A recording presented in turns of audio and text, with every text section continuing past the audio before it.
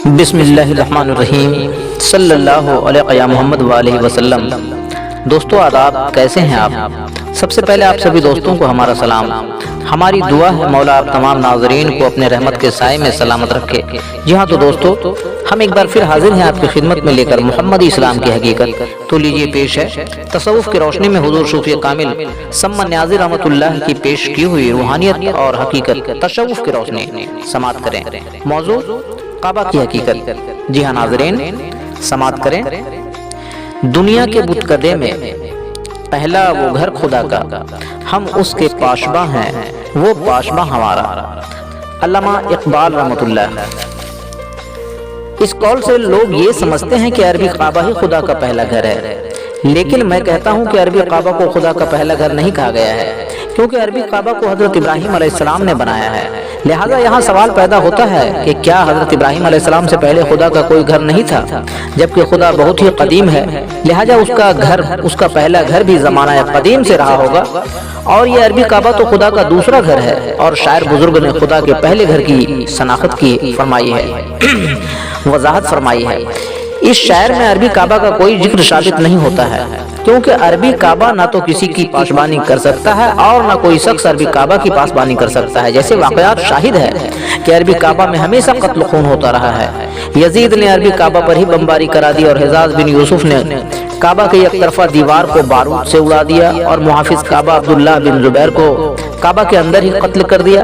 پس ظاہر ہے جبکہ یزید و حجاج کی بربریت سے عربی کعبہ نہ اپنی پاسبانی کر سکا اور نہ اپنے محافظ ابن زبیر کو بچا سکا، پھر کیسے مانا جائے کہ عربی کعبہ خدا کا پہلا گھر ہے جو ہے پاسباں ہمارا؟ البتہ خدا کا پہلا گھر وہ ہے، ہم جس کے پاسباں ہیں وہ پاسباں ہمارا، وہی خدا کا اصلی پہلا گھر ہے جس کا جاننا ضروری ہے۔ قیاس اور حقیقت۔ اکثر لوگ یہ دلائل پیش کرتے ہیں کہ عربی کعبہ کے متوازی سیدھے اوپر آسمان میں بھی ایک کعبہ بنا ہوا ہے۔ اس قیاس آرائی کا مطلب یہ نکلتا ہے کہ آسمان والا کعبہ خدا کا پہلا گھر ہے اور عربی کعبہ خدا کا دوسرا گھر ہے۔ گویا اس دلیل سے یہ بات ثابت ہوتا ہے کہ خدا کا پہلا گھر آسمان پر ہے اور دوسرا گھر عربی کعبہ جو زمین پر ہے۔ مگر یہاں پھر سوال پیدا ہوتا ہے کہ بغیر دیکھے ہوئے یہ کیسے مانا جا سکتا ہے کہ آسمان پر بھی کوئی کعبہ ہے؟ بس یہ قابل یقین بات نہیں کہ آسمان پر بھی کوئی کعبہ ہے اور نہ کسی نے اسے دیکھا، یہ محض قیاس آرائی ہے۔ ہاں اگر کوئی کہے کہ آسمانی کعبہ کو حضور صلی اللہ علیہ وسلم نے دیکھا ہے اور اپنی امت کو آگاہ فرمایا ہے کہ آسمان پر بھی ایک کعبہ ہے، اس لیے ایمان اور یقین ہے کہ آسمان پر بھی ایک کعبہ ہے اور جو خدا کا پہلا گھر ہے، بس اس ایمان و یقین والوں کے لیے میرا جواب یہ ہے کہ جبکہ حضور صلی اللہ علیہ وسلم کی باتوں پر ایمان و یقین ہے تو بے شک ایسا ہی ایمان و یقین ہونا چاہیے۔ حضور صلی اللہ علیہ وسلم کا فرمان درست ہے، لہٰذا جبکہ حضور صلی اللہ علیہ وسلم نے فرمایا کہ عربی کعبہ کی لمبائی 32 گز ہونی چاہیے، تو صحابہ کرام نے حضور صلی اللہ علیہ وسلم کے اس فرمان کی کیوں نافرمانی کی؟ پھر حضور صلی اللہ علیہ وسلم کی باتوں پر یہ کیسا ایمان و یقین ہے کہ حضور صلی اللہ علیہ وسلم کی دلی خواہش اور فرمان کی تعمیل نہ کی جائے اور محض اپنی بات منوانے کے لیے یہ دلیل پیش کریں کہ حضور نے آسمان پر کعبہ دیکھا؟ حالانکہ اگر حضور نے آسمان پر کعبہ دیکھا تو پھر حضور صلی اللہ علیہ وسلم کا یہ فرمان کہ 32 گز لمبا بنانا لازمی تھا۔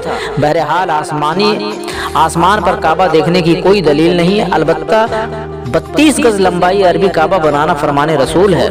قرآنی فلسفہ۔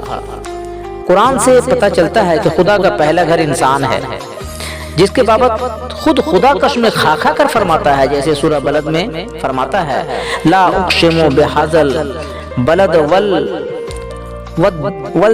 وما ولد لقد خلقنا الانسان فی قبد، جس کے معنی مطلب ہے کہ قسم ہے اس شہر مکہ کی، اور قسم ہے آدم کی جو باپ ہیں، اور قسم ہے آدمیت کی جو بیٹے ہیں۔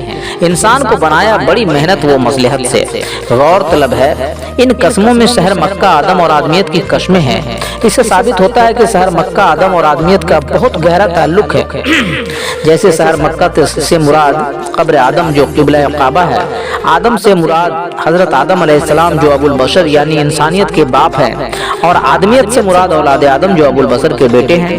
پس ناظرین کرام بخوبی سمجھ سکتے ہیں کہ انسان خدا کا پہلا گھر ہے، اور یہ راز امانت انسانوں کو دیا گیا کہ وہ بھی یقین کر لیں کہ انسان خدا کا پہلا گھر ہے۔ फिर सूरह 3 में खुदा कसमें खाता है कि वत्तीन वज़्ज़ैतून वत्तूर सीनीन वहाज़ल बलदिल अमीन लक़द खलक़नल इंसाना फ़ी अहसनि तक़वीम, जिसके माने मतलब है कि कसम है तीन यानी अंजीर की, और कसम है जैतून की, और कसम है तूर सीना की कि इंसान को बड़ी तक़वीम से बनाया गया।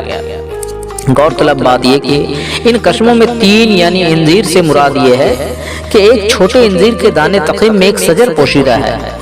वैसे देखने में इंसान जिसके अंदर खुदा छुपा हुआ है। जैतून से मुराद है कि जैसे रोगन जैतून में धुआं व कशाफत नहीं, वैसे जहाँ खुदा है वहाँ कोई मैल और गंदगी नहीं। और तूर सीना से ये मुराद है कि दीदार खुदा के लिए ख्यालों की बुलंदी चाहिए, वो ख्याली बुलंदी इंसान में मौजूद है। इसलिए खुदा ने कसमें खाकर फरमाया है कि इंसान को बड़ी तक़वीम से बनाया है। तक़वीम की तशरीह यह है कि तक़वीम माने कुतुब नुमा, जैसे कुतुब नुमा की सुई हमेशा कुतुब शुमाली की तरफ रहती है। सुई और कुतुब शुमाली के इस क़यामी ठहराव को तक़वीम कहा गया है। यानी इंसान के अंदर खुदा मौजूद है, लिहाजा इंसान यकशोई हमेशा खुदा पर होनी चाहिए। इंसानी यकशोई हमेशा खुदा पर होनी चाहिए और यकीन कामिल होना चाहिए कि इंसान से जुदा खुदा नहीं। इसलिए खुदा फरमाता है कि इंसान को बड़ी अच्छी तक़वीम से बनाया है। अगर इंसान इस अच्छी तक़वीम से हट जाए और अपने खुदा को फिर आसमान पर समझने लगे, गोया वो सब नीचों से नीचे दर्जों में पहुंच गया। इसलिए खुदा ने फरमाया है कि सुम्मा रददनाहु अस्फला साफिलीन, अगर कोई अहसन तक़वीम से हटेगा तो सबसे नीचे दर्जों में पहुंचेगा। बस नाज़रीन कराम बखूबी समझ सकते हैं कि इंसान ही खुदा का पहला घर है, जहाँ हर वक्त खुदा मौजूद रहता है।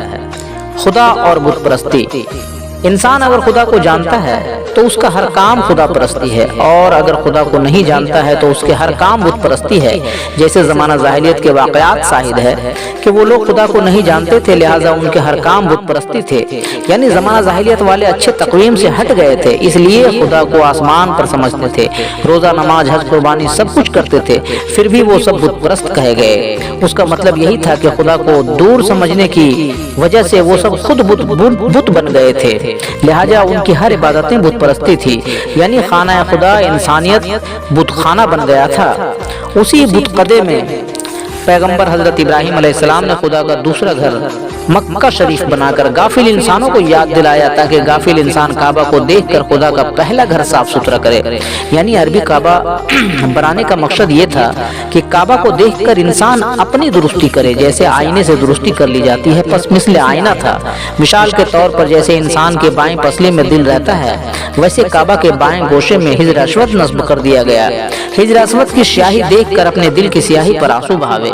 यही वजह है कि हुज्जाज कराम हिजर अस्वद को चूम कर रोते हैं और यकीन कर लेते हैं कि मेरे दिल की स्याही दूर हो गई। जैसे इंसान का खून आलूद फेफड़ा सीने के अंदर मिसल मश्क लटकता रहता है, जिससे खून साफ होकर दिल में पहुंचता रहता है, वैसे काबा के अंदरूनी छक्की में जल भरी हंडी लटकाई गई, जिससे कतरे कतरे पानी हिजर अस्वद पर टपकता रहता है, ताकि इंसान अपने सरियान और वरीद को समझ सके। खुलासा ये कि खून की दो किस्में होती है, साफ और अच्छे खून को अरबी में शरियान कहते हैं और मैले खून को वरीद कहते हैं। शरियान हमेशा दिल से करीब हिस्से पर दौरा करता है और वरीद हमेशा दिल से दूर हिस्से पर दौड़ता है। बस खून शरियान पर खुदा रहता है और खून वरीद पर शैतान तसल्लुत याफ्ता है। इसलिए कौल कुरान है नफ़ो अक़रबा इलैहि मिन ज़बलिल वरीद, यानी वरीद से करीब रग शरियान पर खुदा रहता है, वही खुदा का घर है। जी हाँ नाज़रीन, बस साबित हुआ कि खुदा का पहला घर इंसान है। हम जिसके पासबा हैं वो पाशबा हमारा। और ये अरबी काबा इंसान का बनाया हुआ एक नमूना है, जहाँ सरियान और वरीद नहीं और ना किसी का पासबान है और ना उसका कोई पासबा है। चूँकि हजरत इब्राहीम अलैहिस्सलाम ने अपनी 18 साल की उम्र में ही खुदा का पहला घर तामीर कर दिया।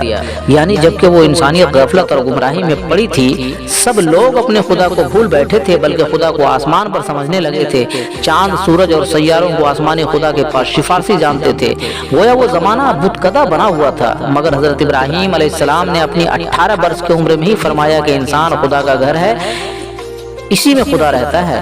गोया हजरत इब्राहीम का ये कौल खुदाई कुल्हाड़ा था, हथौड़ा था, जिसकी ज़र्ब से बुतखाने टूट गए। चूंकि बादशाह नमरूद कहता था कि सिर्फ मैं खुदा हूँ और बाकी सब इंसान मेरे गुलाम हैं, और हजरत इब्राहीम का कौल था कि इंसान ही मज़र खुदा है, न कोई खुदा है और न कोई किसी का गुलाम है। बस नमरूद ने अपनी शाही ताकत से आवाम को मुश्ताल कर दिया और हजरत इब्राहीम के खिलाफ आग भड़क उठी।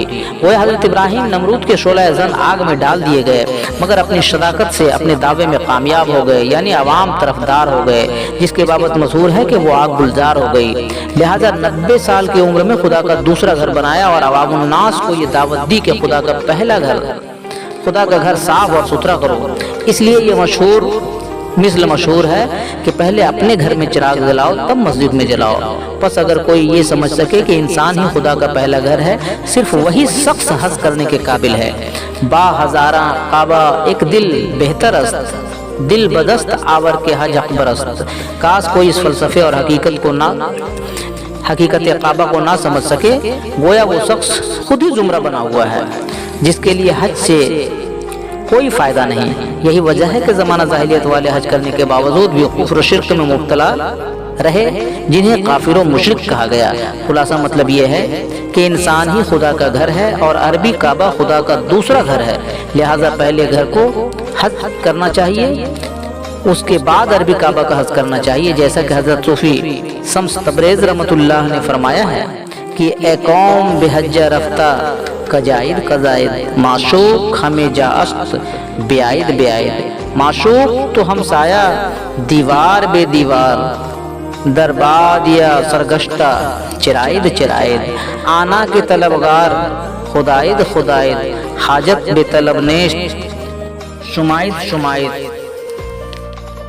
چیزیں گے نگر دیم کم از بہرہ چے زوید، کم گیشت سمانیشت اج کزائد کزائد۔ دنیا کے بتقدے میں پہلا یہ گھر خدا کا، ہم اس کے پاشباں ہیں، وہ پاشباں ہمارا۔